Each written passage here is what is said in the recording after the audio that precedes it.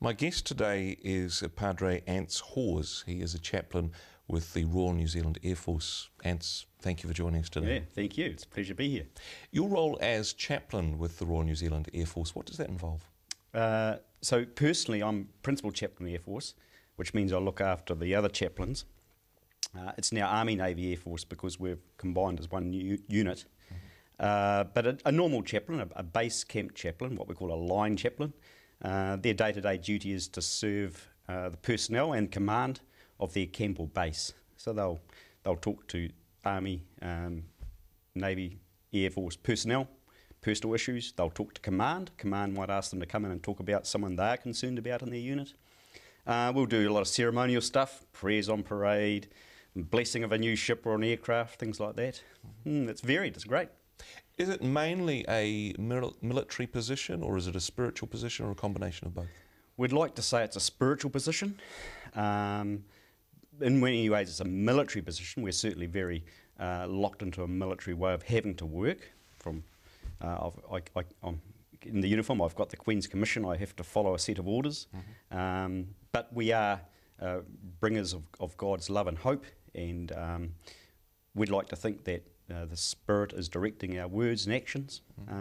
In that sense it's spiritual, but a lot of our day-to-day interactions are just like others in the military. It seems, well, in some ways quite refreshing that in what is seen to be a secular society that the military infrastructure recognises the importance of the spiritual component of life. It's awesome, and we just thank God for it every day.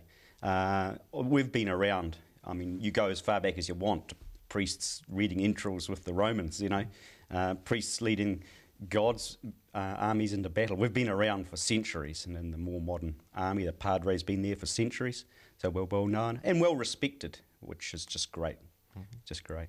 Yeah. Is there a conflict at all between the military aspects and the spiritual aspects of your role, do you think? Sure can be, at times, yep. In fact, just last week I was dealing with a girl who's having trouble getting a security clearance because she said that her Christian values may take precedence over serving her country in a conflict, and they were hesitant about that. So there is at times a measure of conflict between Christian values and military values, but they're soon overcome and worked through, and we just find such respect and support from the military, to use that term, New Zealand Defence Force, command level. They're just very supportive of us. We're blessed, I tell you. Some people's understanding of the Christian faith is concepts such as Jesus being the peacemaker and loving your enemy and these types of New Testament concepts. Some people find that perhaps difficult to reconcile with a military protocol or a group of people who are basically trained for combat. Yeah. How do you deal with those two aspects of it, I suppose? Yeah, I guess that's the key question. Firstly, let me say that as chaplains, we're quite definite that we are there because there are people there. At the end of the day, the guy behind that rifle is just a scared young soldier. And so we are there to be Christ's witness to those people. Personally, I've put a lot of thought on this, and I come back to the Ingalls scale. It says, you start here with no knowledge of God. I think the church is a certain place on Ingalls scale, down -4, is it? There is a Saviour who has a call for you. Yep. And I think chaplains have the privilege of working a couple of steps back, saying, hey, there is a God, and he's mad crazy about you. And that's what and I know all of our chaplains are busy saying, witnessing to the people they serve. And so we're there to be Christ's messenger, Christ's presence, I guess, the soldiers, sailors, airmen. Yeah. In previous generations, I mean, going back to, say, the Second World War, there was perhaps a fervent patriotism within New Zealand society, and when our allies went to war, then everybody was keen to sign up and fight to defend their country. Yeah. Perhaps less so in society now, do you think? I think I'd agree with that. I think people are more ready to step back and say, let's think about this a bit more. We're a lot more multicultural, a lot more tolerant of other people, other faiths, other beliefs, which I think is a healthy thing. I don't have a problem with that. So, yeah, for me, you're right, there was that fervent patriotism, and it's not so evident now. I don't have a problem with that at all. Looking at the difference between the Old Testament and the New Testament, where in some ways it seemed that God would punish the Israelites for not killing more of their enemies, compared to Jesus in the New Testament turning other cheek and the peacemaker. I mean, as I suppose a spiritual role within the military, what's your response to that? Yeah, I've thought about this. I don't have a good answer, but I have a couple of thoughts. Actually, the first thing I want to say is I find it interesting in the New Testament that Jesus didn't knock the soldiers. You know, he was in an occupied country. Those soldiers, Roman soldiers, were right there, and actually he praised one or two of them. And even John the Baptist, when he was baptising in the Jordan, the priests came to him and said, "You brood of vipers." When the soldiers came and said, "What must we do?" He says, "Well, just be honest, be happy with your pay, and don't grumble and moan." You know, so I think there's not a condemnation of soldiering to begin with in the Old Testament. The other thought I've got is I don't think we've quite got. And we say God is a God of vengeance and anger and violence in the Old Testament, but he's a God of pacifism and peace in the New Testament. Certainly Jesus' message was turn the other cheek, you know, love your enemies. But we haven't got it right in the sense of we're saying God changed, and he doesn't change. He's the God who changes not. And so it's just that we have to see that we can be Christians serving in the military, and that's okay. It's what we bring to it.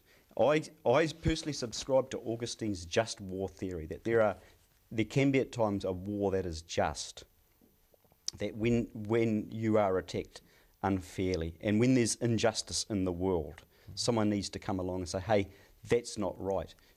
Without saying it, we're saying God's moral stance is justice, and you are showing injustice, and we must right that wrong. Standing up for the oppressed, and I mean, that's a very biblical principle. That's the just war theory. We attribute it to Augustine. I don't know why others have talked of it. But some would say the concept of fighting for peace, that, I mean, it just doesn't.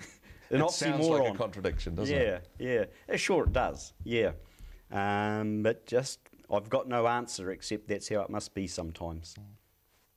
And they still need Christians to love them in that war. Talking about how the society has perhaps changed since the Second World War, also recently, though, there seems to be a renewed interest, particularly amongst young people, around Anzac Day and Anzac commemoration, and a significant honouring of those people of a previous generation that laid down their lives. Yeah, I don't know why that interest personally. I think it's fantastic for that very reason. I agree with you, Andrew, that honouring of those men and women. And in fact, we're just about to take a group of World War II veterans in their late 80s and 90s back to London to a Bomber Command commemoration. Again, the New Zealand government has been so good in caring for and providing for those guys to go and do that. Again, that honouring. So I don't know why, but I think it's good. There is an aspect of even the Anzac commemorations where it's often hymns are sung, prayers are said. It's perhaps the closest thing that we have to really seeing the spiritual aspect of the military continuing in New Zealand, and certainly in the commemoration of that. Yeah, no, I agree. And the military are used to the spiritual being part of those commemorations. Every parade, it's Padre prayers, and they'll expect us, and we have to be there to pray for them.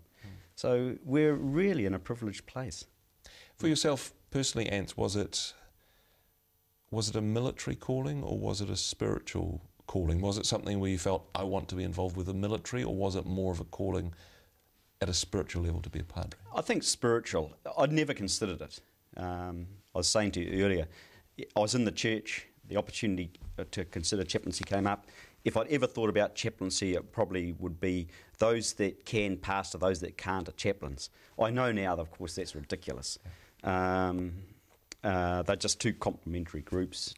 But I was in the church. I was invited to consider the chaplaincy. I prayed about it. I was hooked up on the call to be a pastor, whereas now I can be called to serve. And I could see that actually this is a group that I think that I could fit in well with. and I seem to fit in well. They like me, I like them. I seem to have the right character or makeup to fit in, and so it's a fit. Yep. And I think God knew. Sorry, I think God knew what He's doing when He placed me there. Yeah. So it's still pastoring in some ways, but with a slightly different parish, you could say. Yeah. And instead of 300 people in my church, it's 600 or 700 on each base. Yeah. And wider influence. Yeah. Padre, we certainly appreciate what you do, and thanks for joining us today. Thank you. You're welcome.